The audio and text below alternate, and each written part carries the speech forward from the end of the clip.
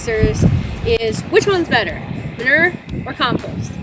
And it really, I just like to say there are two tools in the box. So there is nitrogen, phosphorus, potassium, sulfur, and then a lot of micronutrients as well, all in both compost and manure, as well as when the live animal is out there grazing, they're also doing their business, and those same nutrients are in their fresh manure. And so again, all tools in the box, all useful, depending on your situation.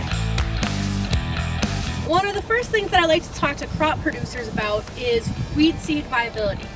That's one of the main things that a crop producer will tell me is they're really concerned about the extra weed seeds that adding a raw manure to their crop field might add.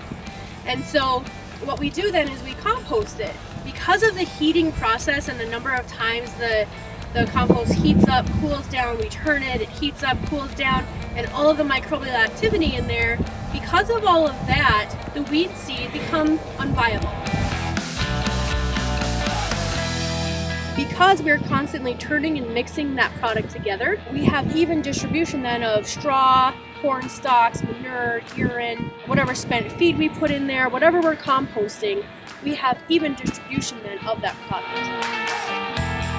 So all of them have the ability to spread manure. So you can spread compost, you can spread manure, you can let livestock do it, and then we can incorporate some commercial fertilizer into that program. All of them are tools in the box. All of them are useful in different situations. It really depends on what your goals are, what your management situation is, and what you have available to you.